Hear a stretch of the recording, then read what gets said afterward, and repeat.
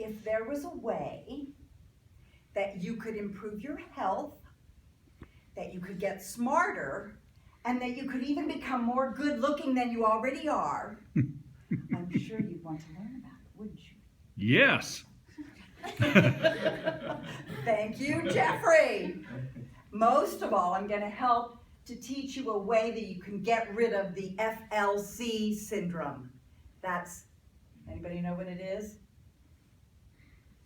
Feel like crap syndrome, okay? So that's what I'm going to teach you. When I bring up these two words, tell me with a thumbs up or a thumbs down what feeling comes over you. When you think of cholesterol,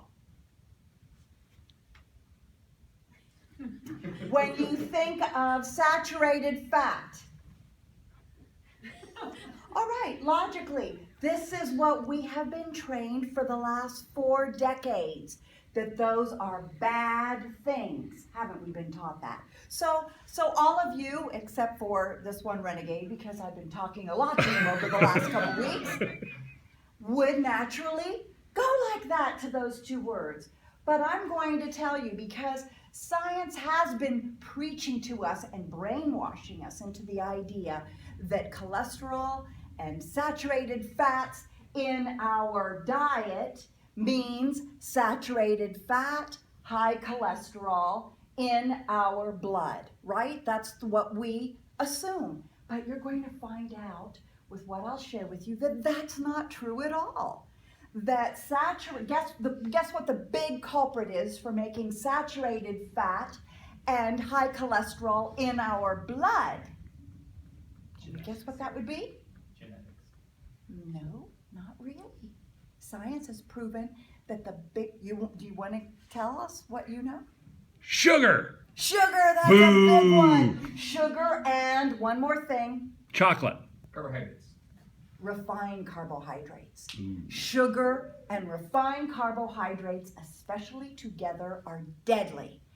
That is what converts in our body to high cholesterol and saturated fat in the body. As a matter of fact, what I'm going to be recommending to you is to eat lots of fat. Good fat. That's the best thing. And yet, haven't we for the past 4 decades been being trained to actually have our fat be low fat or non-fat? Hasn't that actually sprung up an industry all of itself? So what I'm going to tell you, there are many different benefits to this. I have given you a handout that is actually telling you a few of the things that I have learned from this book. About 2 weeks ago, I was in Salt Lake City and I went for a consult with Dr. Stockwell, who's at the top of this page, and he has a wonderful podcast you can check out too if you want to for free. It's just called ForbiddenDoctor.com. Drop the if you want to hear of subjects that are absolutely fascinating. But anyway, I was led to buy this book, Gut and Psychology Syndrome, short for the shortened version is GAPS. It's known as the GAPS diet. And one of the most healing thing for the gut, because some of our wisest men from the very beginning of time knew that heal the gut and you heal the body. That the gut is basically a foundation for a lot of things. And one of the things that we can do to heal our gut is to eat more fat. This will also help our brains to think more clearly, believe it or not. It will also help your energy. So there are many things, as you might imagine, that you can do to increase fat in your diet. Some of those things might be to eat more fat food, meat, saturated fat meats. Eggs, which we were forbidden for ages, have a lot of fat.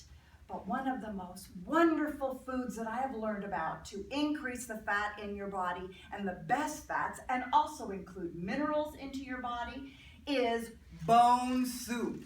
So I'm going to show you how to make bone soup. These are beef bones. I got them from Ponderosa Meats on Virginia Street in Vassar, and I roasted them this morning. So it's a bag of bones like this, almost 5 pounds of bones, $3. Not expensive at all. I put them in my pressure cooker or a big stainless steel pot, or a slow cooker works just fine. And then I also, when I roasted them, I added an onion and some carrots and some cloves of garlic. So I put them in the thing with it too. So I'm gonna throw this in my soup pot too. Oh great, I didn't get anything to do that, so. I can't get the rest of the stuff out, I didn't bring a spoon. Okay, so I'm gonna get, because all the fat is good. This is what I scraped out of the roasting pan, okay? Okay, so that goes in it. The next thing that's important that you have is water when you're going to make a soup. So you put in 12 cups of water. That's what I have here. Purified water, of course, is better. So I put in the 12 cups of water, or enough water if you're doing chicken bones or pork bones, any of those kinds of bones. Even if you're a hunter, you could save the wild bones from an elk or a deer. So you could have those. Then, a very important part of this is apple cider vinegar, organic apple cider vinegar. However many pounds you have, you put that many tablespoons of organic apple cider vinegar in it. Why? Because the vinegar leaches the minerals out of the bones. So you're getting the maximum as you're simmering these bones forever. Then, for flavoring, I have some peppercorns. I put in about a half a tablespoon of whole peppercorns and about a half a tablespoon of salt. You can add more to taste.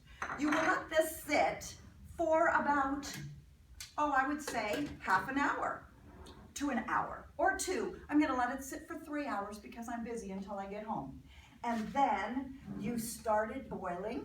I boil it, and as soon as it boils, then I bring it down to a simmer, and I simmer it for all day long. I will start this in the morning, and I will let it simmer on low all day long with the top on, so that I'm having the least bit of loss of, for evaporation. This will give you a soup. If you have 1/2 cup before every single meal, you will get the fat that your body needs, you will get the vitamins and minerals, and each cup of bone broth gives you 9 grams of protein also, the most easily assimilable fat you can have. And fats cut your cravings down. Fats will be a marvelous friend to you. Thank you. I didn't have enough time to give you this, so I will just do it on my side and pass it around so you can all taste a chicken broth. Okay? So I'm done. Thank you. Sorry. I always go over on these things.